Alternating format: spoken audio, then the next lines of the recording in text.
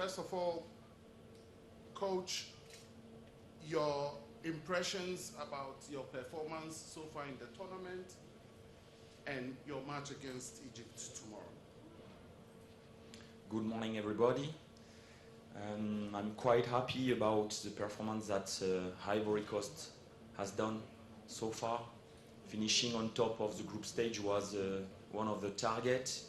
Going through to the next round was the main target as well.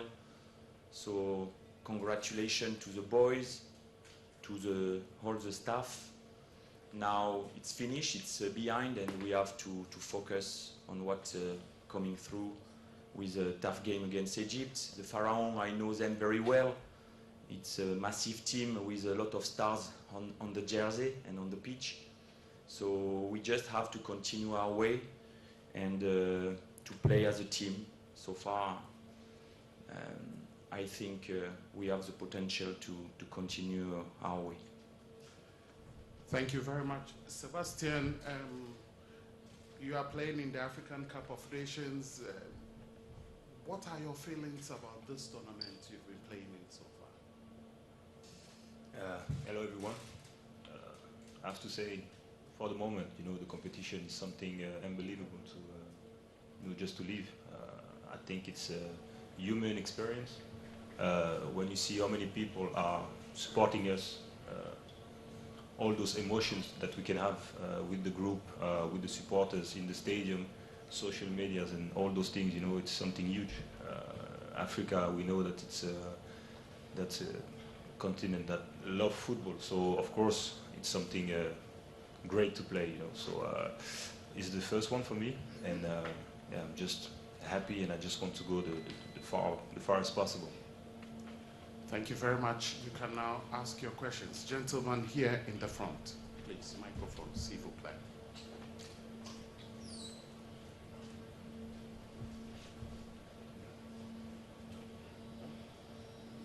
Bonjour messieurs, par ici Karim Baldé pour TV5 Monde, content de vous retrouver ici. J'aurais bien voulu vous parler de votre match face à l'Égypte, mais quand même je voulais avoir votre réaction sur ce qui s'est passé hier à Olembe avec cette bousculade, au moins 8 morts. Comment avez-vous réagi à cela? Comment avez-vous réagi quand vous avez appris la nouvelle? Et la question subsidiaire, c'est de savoir si vous n'avez pas peur pour la sécurité suite à ces incidents malheureux. Bonjour. Nous avons bien sûr regardé le match. Au nom de toute la délégation de la Côte d'Ivoire, je présente toutes mes condoléances aux familles et je souhaite un prompt rétablissement à tous les blessés. Je n'ai pas d'autres commentaires à faire. On reste focus sur la compétition, même si forcément en tant qu'être humain, ça ne nous laisse pas insensibles. Donc je présente toutes mes condoléances au nom de la délégation et j'ai envie de dire que vive le foot, on continue malgré tout cela.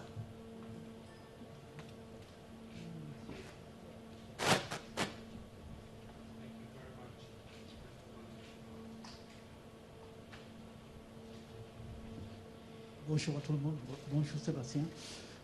Moi je veux que vous reveniez un peu sur le feeling que vous avez éprouvé, ce que vous avez éprouvé par rapport à la Coupe d'Afrique des Nations. Vous voyez de grandes nations, de grands joueurs avoir des problèmes. Vous, en la Côte d'Ivoire, contre la Guinée équatoriale, vous avez payé, contre la Sierra Leone, même si vous avez fait un match de très haut niveau contre la... Comment ça se fait que ça soit aussi difficile contre des nations entre guillemets supposées petites? Merci. Bonjour. Avant tout, je tiens à dire quand même qu'il y a aujourd'hui dans le football moderne, donc d'aujourd'hui, il n'y a plus de petites équipes. Tout le monde sait travailler, tout le monde sait comment s'améliorer, tout le monde analyse les matchs, l'adversaire. Après, ce qui rend les choses très difficiles maintenant, c'est que forcément, comme je l'ai dit, que ce soit au niveau physique ou technique, les écarts se réduisent. Forcément, tout le monde progresse. Et on est dans des conditions qui sont complètement différentes de ce qu'on peut retrouver nous en Europe. Quand on regarde notre effectif, en tout cas, on se rend compte vite que voilà, on évolue tous en Europe dans des conditions qui sont, comme je l'ai dit, différentes, que ce soit climatique, que ce soit au niveau des installations, que ce soit au niveau peut-être des ballons, que ce soit au niveau d'énormément de choses. Après, malheureusement, on va dire que la pandémie, en tout cas, n'a pas arrangé les choses pour pouvoir aussi bosser comme on le voudrait tous ensemble. Il y a beaucoup de choses qui n'ont pas été pas été simples à gérer durant cette préparation de la CAN. Donc forcément, c'est des petites choses comme ça qui font que voilà, c'est compliqué. Et puis voilà, comme je l'ai dit, c'est des choses qui arrivent. Je pense que ce qu'on a pu voir en tout cas, c'est que les éléphants montent en puissance match après match. Ça nous fait du bien de jouer ensemble, de partager aussi certains moments ensemble qui nous rapprochent. Et avec les discussions et les entraînements, on arrive petit à petit à notre meilleur niveau et j'espère que ça continuera.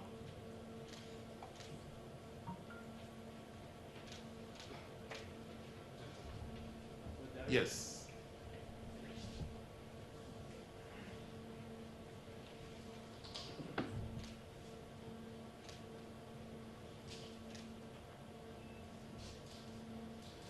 Yassé Samb de RFI.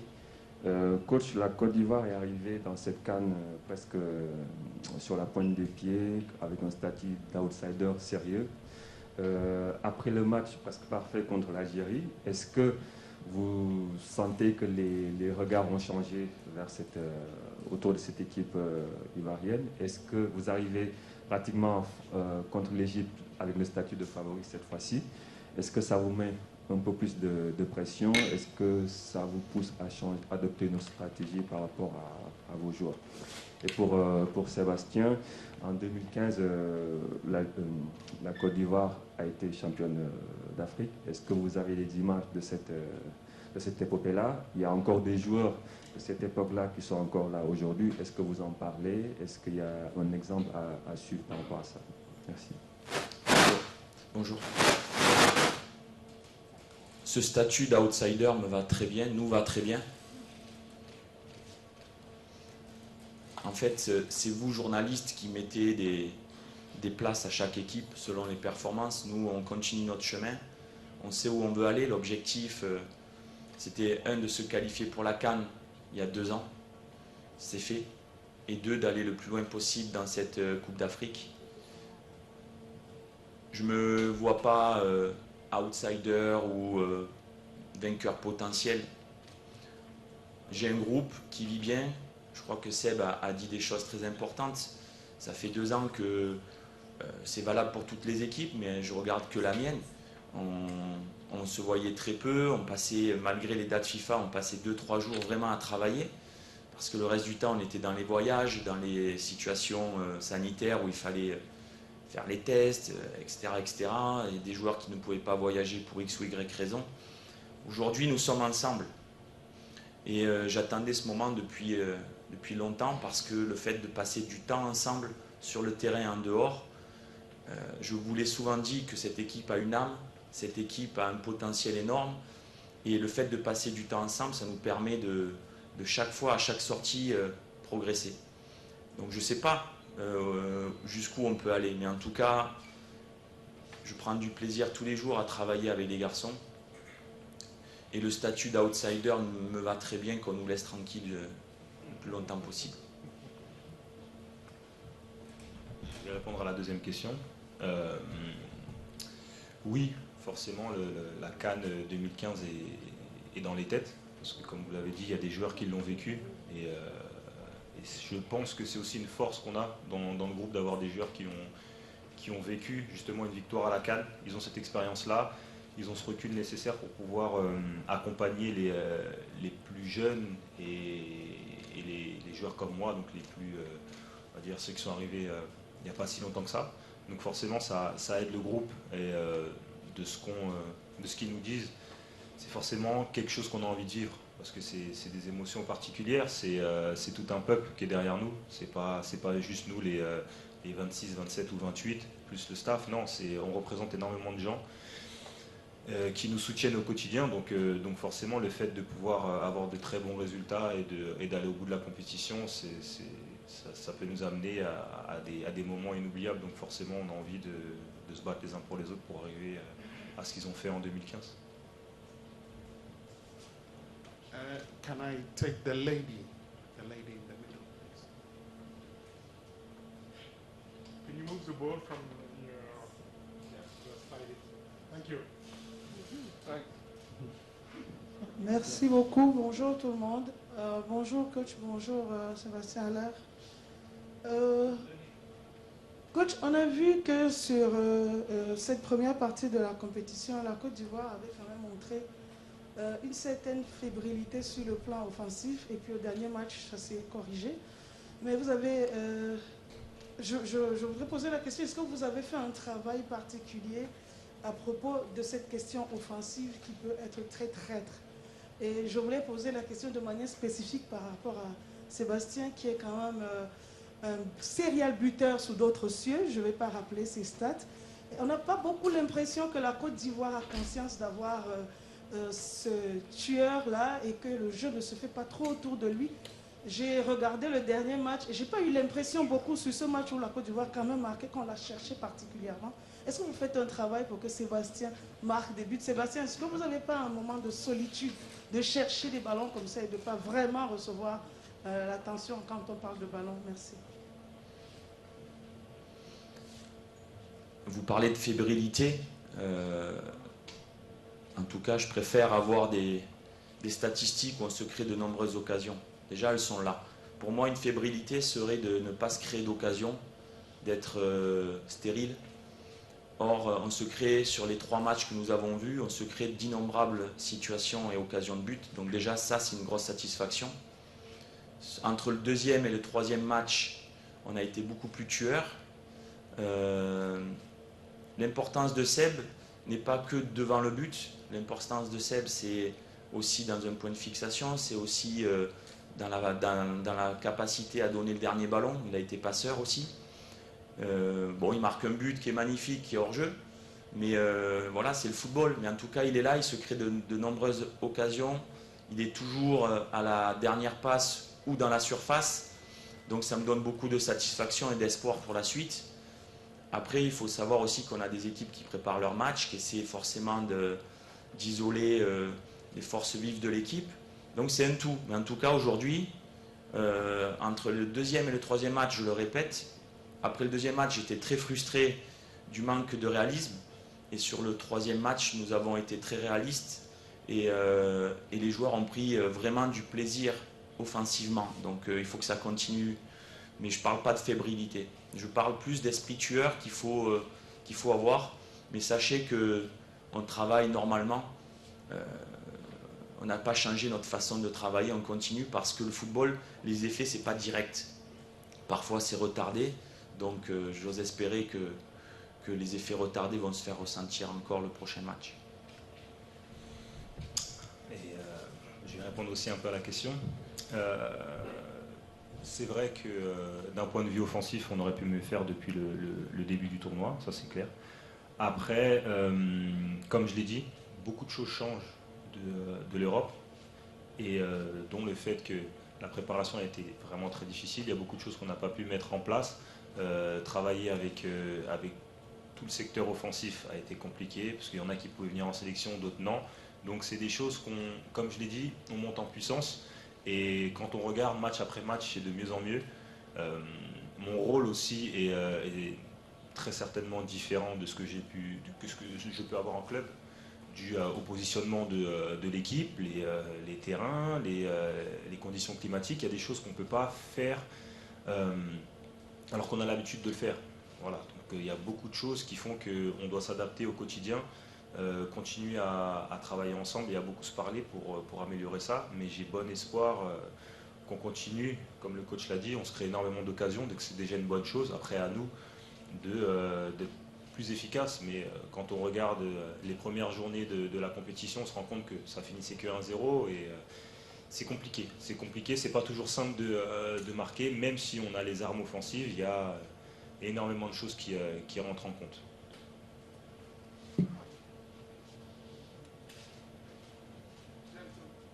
Gentleman here in white, please. Those at the back, we are coming slowly, step by step. Thank you. Bonjour, coach Nafa Benachour, Bein Sport. Donc, coach, lorsqu'on dit Côte d'Ivoire, Égypte, c'est la plus belle affiche de ces 8e de finale, une grande affiche, donc de grandes nations de football. Qu'est-ce que vous pensez de votre adversaire qui a arraché une qualification un peu pénible pour ce deuxième tour? Effectivement, si on regarde notre parcours, on rencontre chaque fois des grosses équipes, des grandes équipes qui ont une grande expérience de la compétition. Si je regarde cette équipe, c'est une équipe qui est très expérimentée. Les joueurs jouent quasi tous en Égypte, donc ont l'habitude des conditions africaines, on va dire. Ils sont toujours au rendez-vous, même sans forcément faire de grands matchs, ils sont jamais loin. Ils ont un entraîneur qui a une grosse expérience. J'ai une certaine admiration pour son parcours. Il a connu les plus grands clubs en Europe, il a connu les Coupes du Monde, il a entraîné dans quasiment sur tous les continents, donc il a une grosse expérience. Des joueurs de génie avec forcément Mo Salah et puis d'autres joueurs qui sont irrésistibles. Donc je disais, même sans forcément tourner à plein régime, ils sont dangereux. Donc ce sont des matchs à élimination directe qui peuvent se jouer 90 plus 120 plus. Donc tout va être important à gérer. Et voilà, on se prépare en sachant qu'en face on a une équipe qui peut s'adapter aussi tactiquement. Ça va être un match très tactique qui peut être très fermé, mais qui s'annonce passionnant.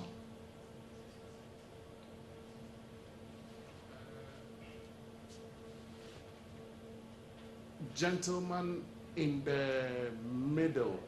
Yes.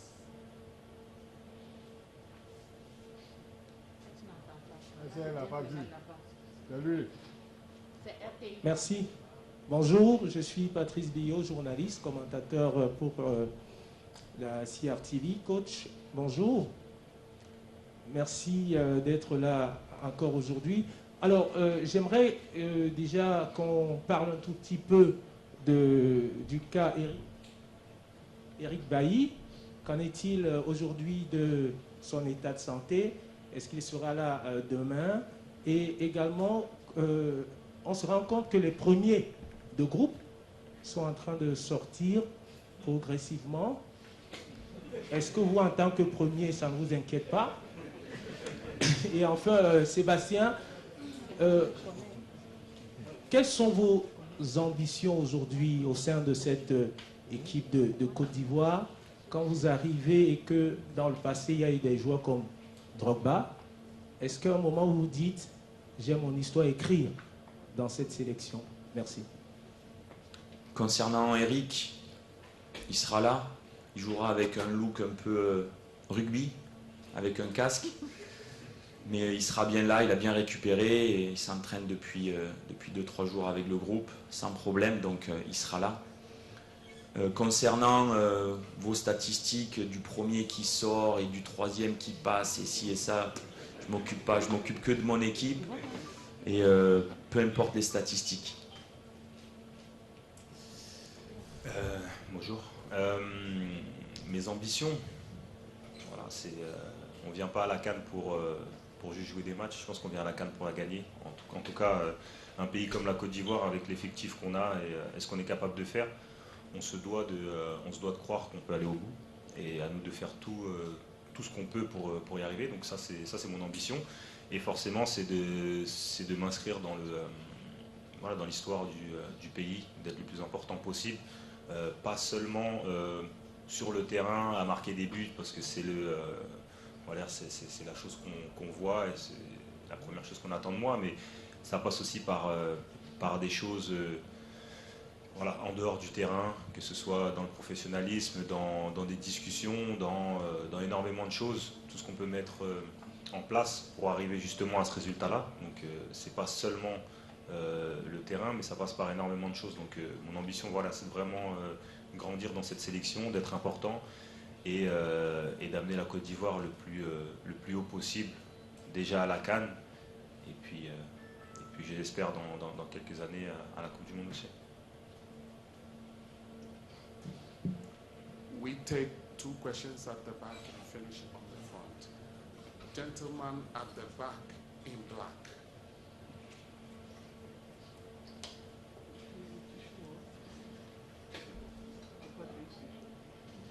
Bonjour Brahim, bonjour coach, bonjour Sébastien. Bonjour. Haït Maraj du Foot 24 Tunisie. Tout d'abord coach, vous avez une très bonne idée sur le football des pays nord-africains. Et surtout qu'on a vu tout le monde que toutes les équipes africaines qui ont eu du mal à se qualifier, surtout pour la 8e. Notamment le tenant de titre qui vient de rentrer, la Tunisie qui vient de se qualifier avec une grande difficulté. Pendant les matchs de la 8e,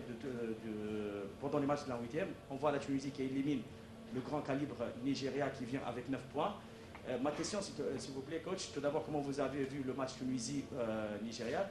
Est-ce que ça peut vous servir comme un avertissement ou une préparation mentale pour vos joueurs pour bien préparer le match contre l'Égypte? Bonjour. Nous connaissons forcément les équipes nord-africaines et les matchs de poule sont quelque chose et puis les matchs à élimination directe autre chose.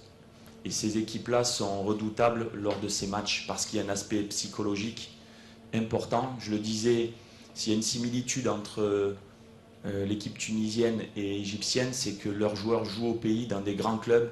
En Tunisie avec l'Espérance de Tunis, avec l'Étoile de Sahel, etc. etc. L'Égypte, c'est la même chose avec Al-Ahly, avec le Zamalek, avec NPI, avec Pyramide.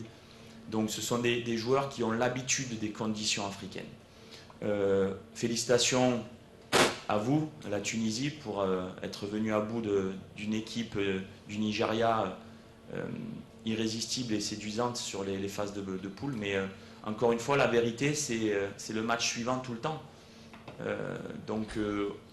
On oublie vraiment ce qu'on a fait, ça nous sert de confiance.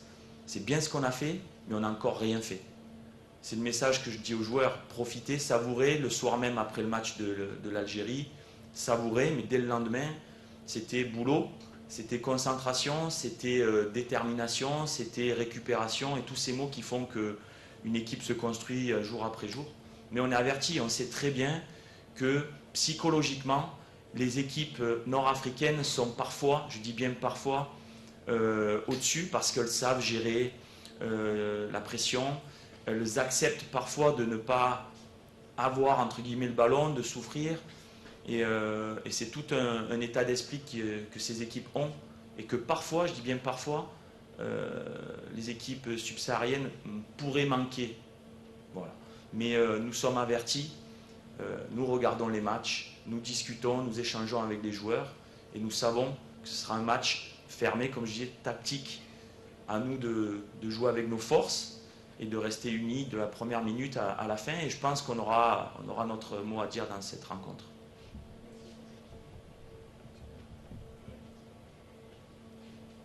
Last two questions. We take it from the front. Gentleman in blue and gentleman with the bald head. We finish with you. Thank you very much. S'il vous plaît. Bonjour coach. Roméo Mboula, Equinox Télévision. Coach, est-ce qu'il y aura un plan anti-Salah demain? À Sébastien, c'est 10 buts marqués en Champions League. Mais pour la Coupe d'Afrique, c'est uniquement 4 buts. Est-ce que vous pensez que la Coupe d'Afrique est plus difficile que le championnat hollandais? Bonjour. Un plan anti-Salah serait ne pas respecter les 10 autres joueurs qui jouent. Chaque joueur a une spécificité. Aujourd'hui, Mohamed Salah a une grosse expérience.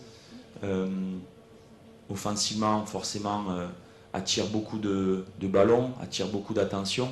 Mais c'est toute une équipe qu'il va falloir contrôler lorsqu'on aura perdu le ballon. Donc il n'y a pas de plan anti-Salah, il y a un travail collectif mis en œuvre pour essayer de contenir les pharaons, les 11 pharaons qui vont jouer, plus les remplaçants qui vont rentrer. Bonjour. Alors, pour la question, est-ce que c'est plus difficile? On va dire que sur certains aspects, bien sûr que la CAN c'est plus compliqué. Comme je l'ai dit, il y a des conditions qui sont peut-être moins favorables à la performance, mais c'est des choses qui arrivent. On est aussi en sélection, donc forcément on a moins travaillé avec les coéquipiers en sélection qu'on peut faire en club. En club, on a le temps de pouvoir faire énormément de choses tactiquement. Donc forcément, ça rend les choses peut-être plus compliquées à la CAN de briller. Comme je l'ai dit, je suis en sélection aussi depuis fin 2020. Donc forcément, j'ai dû rater en plus des sélections à cause du Covid et pour une naissance. Donc forcément, ça aide pas forcément à trouver des automatismes. Et oui, on va dire que pour l'instant, forcément c'est plus compliqué, mais c'est aussi ma première CAN. Donc j'espère et je pense que ce sera peut-être plus simple ou moins compliqué dans les années à venir. Mais quoi qu'il arrive, tout est compliqué. Que ce soit la Champions League ou la CAN, c'est des niveaux assez relevés. Donc c'est énormément de dons de soi, de travail qu'on doit amener si on veut pouvoir rester à ce niveau-là. Final question to the gentleman. Yes, gentleman, this one with the bald head.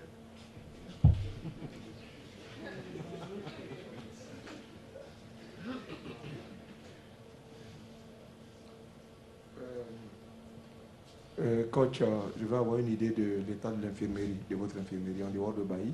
Est-ce qu'il y a d'autres cas?